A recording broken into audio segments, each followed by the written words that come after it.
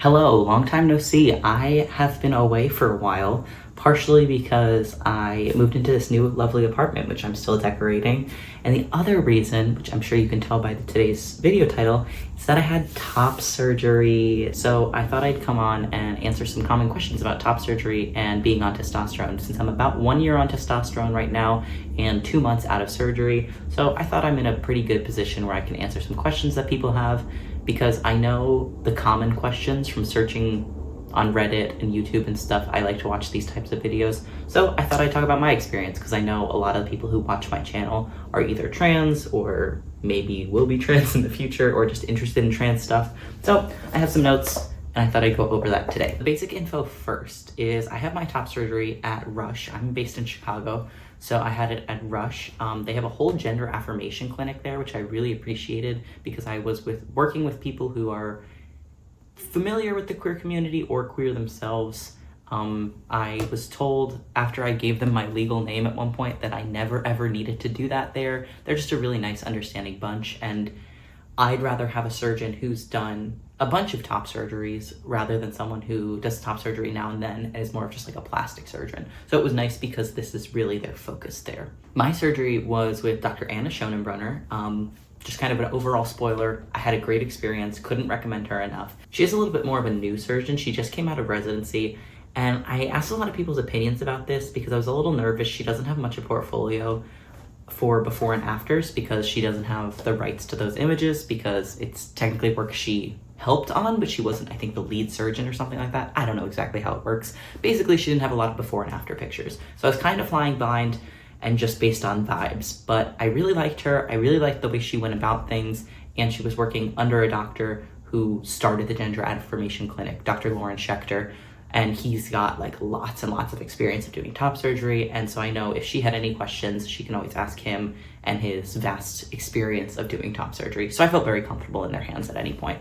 Caution, I'm gonna show how I'm looking now, and images are gonna have scarring and blood and everything. So if you're not comfortable with that, go to the next chapter title. This is how I'm looking lately. I've also started using scar strips, which have been helping a lot with my scarring. Everyone said at my 6-week follow-up that they were very happy with the results. I'm using scar sheets now that I was recommended to help my scars fade, but this is generally how I'm looking. Also, you're gonna have to excuse the stupid ass faces I make in these pictures. This is very vulnerable, and I look dumb as hell half the time. This was at my month out long appointment about the beginning of January, and they took the tape off of me. I have my scars there. I was able to shower. I was able to massage my scars, do nipple care, things like that. This was just a couple days before the beginning of January. Same thing, just healing. You could see I still have some scabbing, some discoloration, some bruising, but nothing super crazy. This is pretty similar. The very end of December, I think this was around the 30th. As you can see, still some scarring, scabbing. Same here, you've got drainage from my nipples. That's so gross to say on the internet, but you can see I have areas that are bloody. Those are the marks from before I was able to shower. And on my sides, you can kind of see the bruising I had from my drains. So yeah, you could see just the areas I was marked up. But I did really appreciate that my surgeon took the time to mark where my nipples should go based on where my collarbone was and the anatomy I have. So I think my results came out really great. And you could see I'm just generally more swollen than I am in the newer pictures because of surgery and everything. This was about like a week out. And then this was right after surgery. So on the left there are pictures of me with my drains. That is the most full my drains ever got. After that one time we emptied them, they were pretty like below 5 milliliters each time. And then on the right, just rocking a flannel shirt, feeling like Peter Parker, very affirmed, very cute. And then this was just a cute, fun picture of pre-surgery. I was just so excited. So please be nice to me. I'm being very vulnerable putting this on the internet for other people's reference. Don't make weird comments about my body, but hopefully that is helpful. I actually just checked my calendar because I know a big question, especially one I was interested in, is how long does it take to go to consult from surgery? So I had a call, and I think it was about May of last year, of 2025, saying that Dr. Anna Schonenbrunner was taking clients to have consultations and then eventually possibly to have top surgery with her. So I had, from that date, my consultation was on July 14th, I just checked, And she offered to have surgery for me in November. I knew I kind of wanted to do it at the end of the year because my family would be free then. So I booked it for December 22nd, I believe, ended up being the final date, or the 19th. Honestly, it's all such a blur, but the middle to end of December for my surgery. But she did offer me dates in November. So it was about, what's that, like a 4-month turnaround time, which really isn't so bad. I know a lot of people wait like over a year.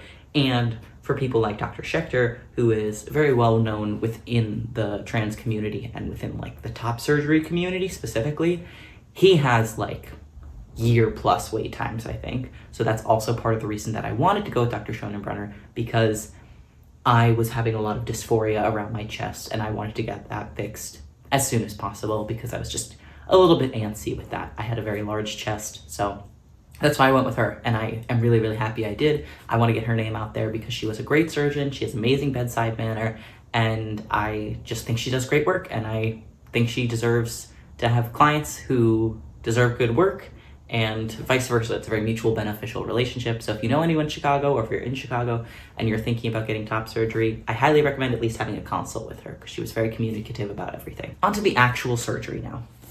So I had a little bit of an interesting situation. I am going to put in a little bit of a story here that my prep did not go smooth. So I had my sister in town to help take care of me for the first week-ish, and then my mom was going to come afterwards, which ended up being great.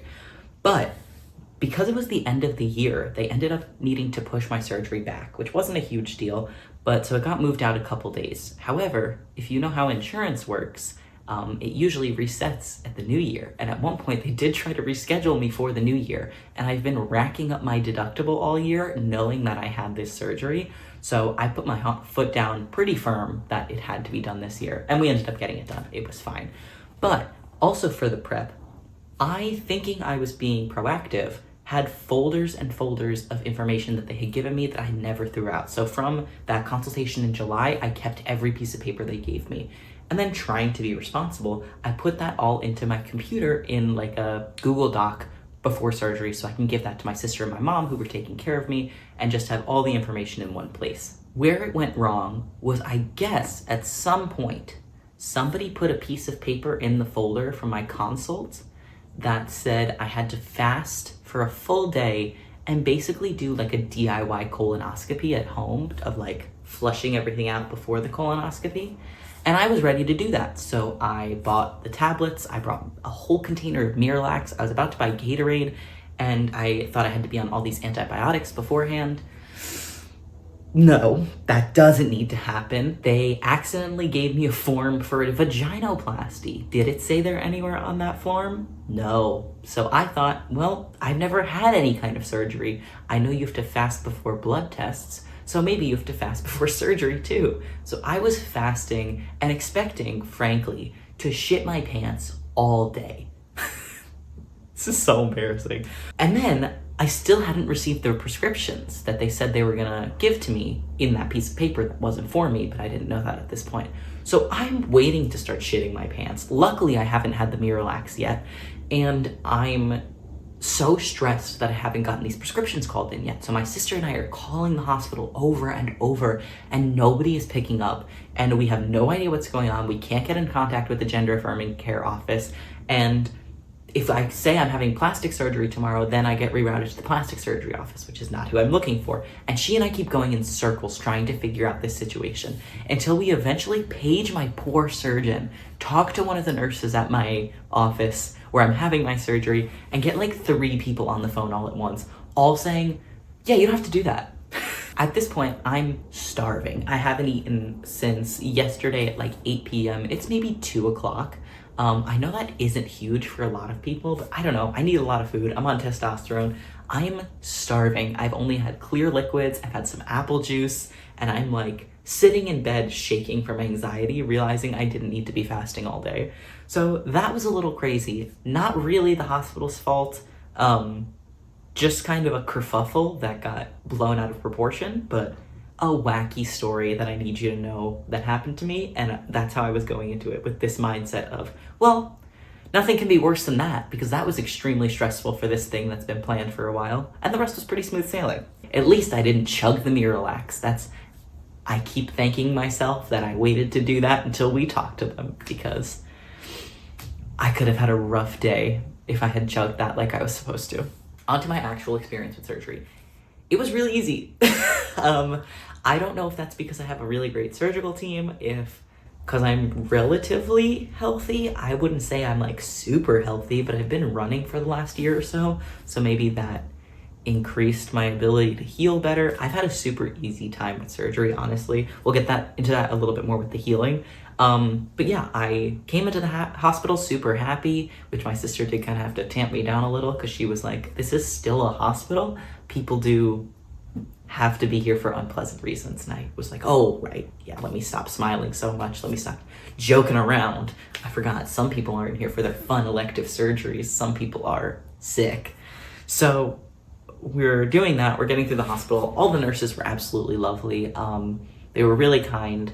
Everyone was taking my vitals at different times. Everything went super duper smooth. I can't recommend Rush enough. I know there's a little bit of a reputation for them that they're not the easiest to book with, which I did experience. However, once you actually have everything booked, everyone there who is working in person is incredibly nice, incredibly caring. I have not had a single bad interaction while in that hospital. The one part that was kind of crazy for me, this is just kind of a tangent, was that I was awake in the operating room before they put me out.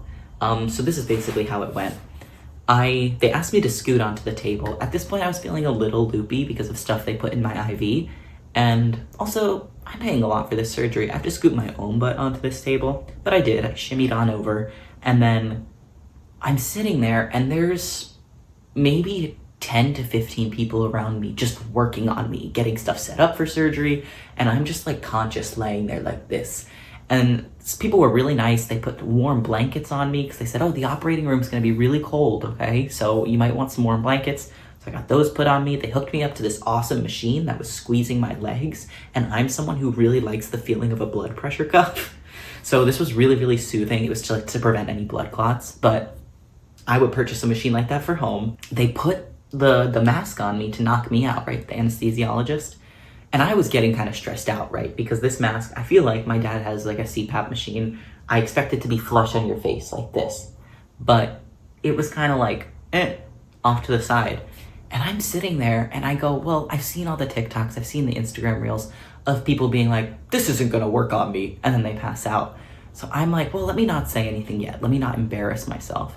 So I'm sitting there and I go, they see my eyes are open. They're not gonna cut me open yet. But maybe I should say something. Meanwhile, I'm also loopy on drugs. I'm like, I'm gonna say something. I'll get this person's attention. Hey, knocked out. Then I wake up and I'm in the recovery room kind of area. They get my sister. I'm slowly getting up and I got home very easily. Everything went great.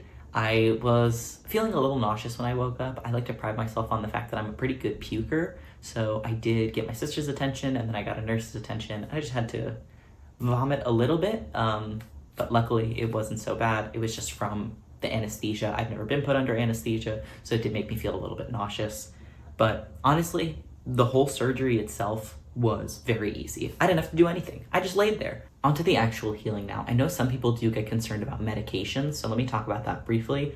I was on very little medication. For a couple of weeks, I was on like an Advil Tylenol cycle. So you take Advil and Tylenol every 3 hours. So 3 hours you'll take Tylenol, 3 hours you'll take Advil. That's because these medications have like a half-life of 6 hours. So, right? Does that make sense?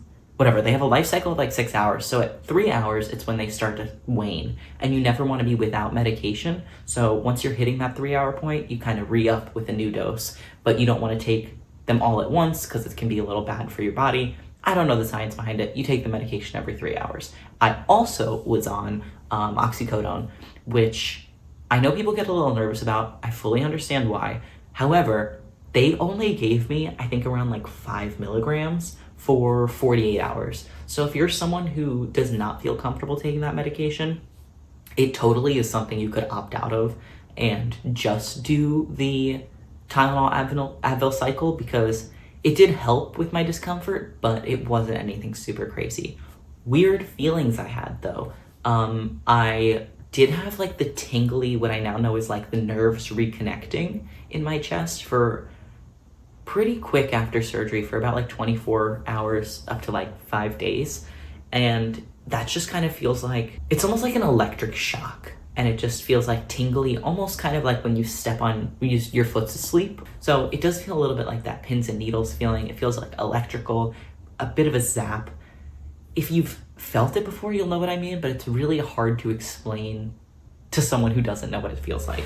But once you feel it, you're like, ooh, that's what that was. I was mostly still up until day like 4 or 5. I basically was just laying in bed the whole time, fully bedridden. The first day, I did actually need my sister to like pants me so I can go to the bathroom, help me getting dressed. Luckily, I was healing pretty well, so after that first day, I was able to go to the bathroom myself. I was able to shower by myself. When I was able to shower, my surgeon had me wait until 5 days out when I had my checkup before I was allowed to shower, which honestly worked out great. I kind of smelled bad, but it was good for my stress. I would have been way too nervous to shower with drains. I mostly stayed still up until that day 5 because of my drains. They didn't really hurt. I know people say a lot of stuff about drains.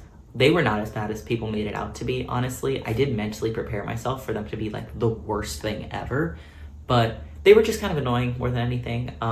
They were clipped onto my bandages at the bottom, so I know some people have them stuck into their bandages, and I know that can be uncomfortable because of the pressure. Luckily, they just clipped mine onto my bandages. I didn't have a post-op binder like I know a lot of people have. It was bandages and then ACE bandages wrapped around it. So it was pretty simple to get on and off. But like everyone says, those 5 days where I wasn't doing anything, watch movies. My sister and I watched all of Lord of the Rings. We watched an anime she really likes. I was able to knit a little bit. That was really nice to just break up the pace of the day. I was reading a little, but it's just gonna be stuff you can do while in bed. I was trying to get up once a day or so. We would do little walks. I wasn't well enough to go outside yet, and it was freezing in Chicago in December, so I would just walk in my hallway. One day it was like a big step for me to go downstairs in my building and get the mail. So just small things. Really don't push yourself is what I found. You'll be able to listen to your body and know how much you can do, but I would push myself just where I would get a little bit winded, and then I'd go lay down. Lots of naps, lots of resting, lots of hydration, just hanging out. I'm not the best at that, but trust me, don't push it because it will hurt. However, once I got those drains out on day 5, I think it was, I was feeling pretty much fine. I definitely have mobility issues still. I couldn't raise my arms that high, but I think I walked like 8,000 steps on day 5. I went for like a pretty long walk while talking to my friends, and I felt fine, like totally fine. I came back and took a really, really long nap afterwards because it took a lot out of me. But frankly, I feel like I was having trouble sleeping during that time because I was doing so little to get my energy out when I wasn't going on these walks. So I was restless. So going on walks, things like that, my surgeon did encourage me to. So obviously listen to your surgeon, but it can be beneficial because then you're at least tiring yourself out so you can get better rest when you're at home. Must-haves. I know people ask a lot about must-haves, and I do have a couple, one of which is behind me. This grabber, this like $10 grabber I got from Amazon, has been the best thing I got. And I really bought it thinking, this is dumb. I'm gonna use it, maybe twice? This was my most used object during top surgery. It was so convenient for anything I couldn't reach low, anything high. I do not like asking other people for help.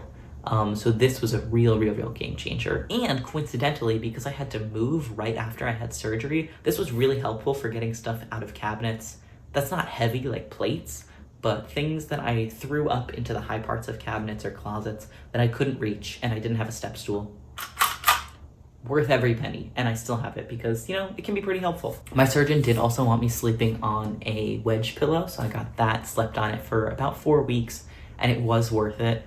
I know mastectomy pillows are kind of controversial of if they're worth the cost or not. For me personally, it was. And I'll tell you exactly why. I have 2 gremlin cats who I love very, very much, but they love to step on me.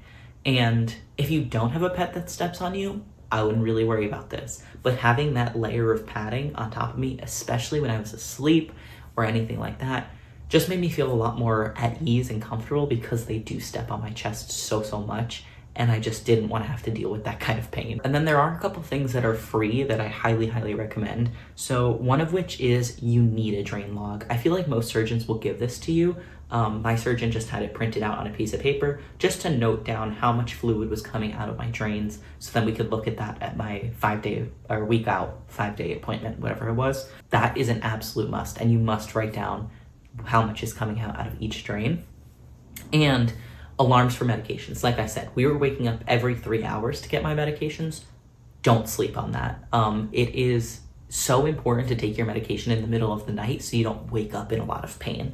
So my sister just did it on her phone using her alarms that way, but highly, highly, highly recommend. And then one thing I did that was partially worth it, partially not, it's kind of just up to you, you know, your eating habits, is I prepped a lot of food for myself. And I also, another thing I liked, made little menus for myself. Let's see if I have them. So one thing I did was I made little menus. So it would be like half a sheet of paper and it would just say like activities, and then I had a food menu as well. The food was more like anything that was in my cabinets, basically ready to eat, or anything I had frozen and prepared previously. So I didn't have to get up every time I wanted a snack or ask like, what do we have every time I wanted a snack. I could just kind of look and say, hey, could you give me string cheese? Or hey, could you give me some granola bars or anything like that? Just so it was a little bit more of an opportunity for me to be independent and ask for help without having to ask for help as many times as I thought I might have to. The activities menu, I had different activities based on how hard they would be to do. So I had like easy, call a friend, watch a movie, medium, read, knit, hard, go for a walk, shower, things like that. So it would just give me kind of options when I was like, ugh, there's nothing to do. All I do is sit around. I'm so angry. I would have a piece of paper to look at and go, okay, well, I do have options of what I can do. And I made lists on my phone of different movies I could watch, different shows, things like that. And that really helped a lot. And then my sister had a really good idea that we made top surgery bingo cards. And this was super fun. It was just a craft we did, which also helped us kill some time. And it was a good moment of levity for things that may go wrong. So for example, my sister, this didn't happen, put bathroom crisis on hers. So like if I have some kind of bathroom crisis, so things that wouldn't be fun in the moment, but we could have more opportunities to laugh about it because we're not taking it that seriously type of deal. So things that did happen were like we cried during a movie, ordered Taco Bell. My sister went on a rant about Lord of the Rings. She had to go outside at one point. My cat was on my chest, one of them. I accidentally smacked my drain. I referenced The Office. I laughed and hurt myself. That was a good one. We had to do a last minute purchase. My mom brought food over, things like that. That just made it like a little bit more game, a little bit more fun than just like, well, I'm sitting here healing all the time. It's kind of everything with surgery. If you guys have any questions about surgery, feel free to put them in the comments below. I might answer them there. I try and do pretty detailed write-ups when people ask me things about that. Or if I have enough questions to make like a whole nother video answering questions, I'll do that as well. Let me know, what do you think? I'll do whatever you feel like is interesting. I'm just the court jester in this situation. Tell me what you want. As for starting testosterone, I'm about 1 year on testosterone now, and I just want to talk about different feelings I had about it, if that's okay with you. So about 1 year on testosterone now, I joke about it with my friends that I was feeling like very 12 years old, very 15, 17. I feel like I'm finally caught up with my age. But for a long time there, I was not feeling like a 25-year-old adult. I was feeling more like a 12-year-old boy trapped in this body because I was so hungry all the time. I was constantly thinking about people I had crushes on. I was constantly wanting to like run and things like that. Just like different urges that come with different ages of male puberty. I went through all of them. I was so emotional. I was so snippy. I finally feel like my emotions are mellowing out and I've finally grown into like being an adult again. But it was very, very weird for a long time. I was so moody. I was so irritable. I was so hungry. I've talked about in old videos. That's finally all kind of leveled and plateaued out. So I do still probably eat more than I used to, but it's not as like ravenous kind of hunger. I definitely feel like I look and sound different. I've cut to this in the past, but maybe I'll cut to an old video now here for reference. I just got home from seeing the Sonic movie. What? They used one of my cups. That's fucking disgusting. What? What? But yeah, I feel like my voice is a lot lower. My face shape has changed a lot. I've been thinking about this a lot lately. I previously had a more rounded face and more like cheek fat, which was nice because when I smiled, it was really nice. But it is very more feminine. And I feel like my jaw has just kind of like rounded out. I did get that like puffy thing that comes along with tea, but I think I'm finally shedding that water weight and that face fat that I think a lot of people have up to 1 year on tea. Hopefully it'll keep going. I wouldn't mind being chiseled. But yeah, I definitely am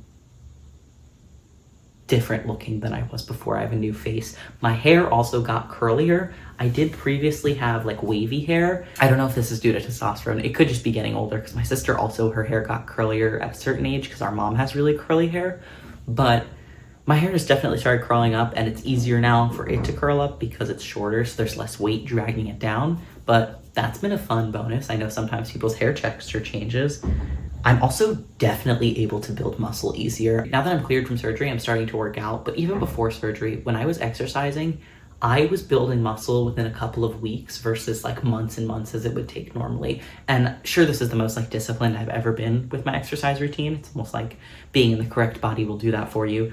But I am shocked. I was running for like 4 weeks at 5 times a week maybe. And in that time, I went from like decently fit to I felt like one big muscle. Like I felt the most strong I've ever felt since maybe high school, maybe ever. So that was pretty crazy. And now I've started lifting, and we'll see how my muscle growth grows because I'm pretty sure it's gonna get pretty crazy pretty fast. I'm also passing a lot. People usually see me as a man. Moving into this apartment, I was called man a lot by these people who have never met me before, which is really nice. And I worry about passing a lot, so it's kind of crazy that I don't really have to try that hard anymore because I'm 5'8". So once you're a certain height without boobs, deeper voice, and broad shoulders, a lot of it does the talking for you. So that's really, really nice, and I'm happy I'm finally at that point. So yeah, that was my experience with getting top surgery. I had a really great experience. Once again, this is just my own personal lived experience. It may be different for anyone else. If there's anything I didn't touch on in this video, please feel free to leave a comment. I'd love to answer more questions. This is something I'm really passionate about. So if there are enough questions, maybe I'll make another video on it, or I could just give detailed responses in the comments. I do also really, really recommend the top surgery subreddit if you would like to look more into top surgery. I lurked on there for a really long time before my surgery to kind of get a good expectation of what results would look like, what healing time looks like, things like that. Thanks so much for hanging out with me though. Please let me know if there's anything else you want to know about top surgery. I'd love to talk about it. Okay, bye.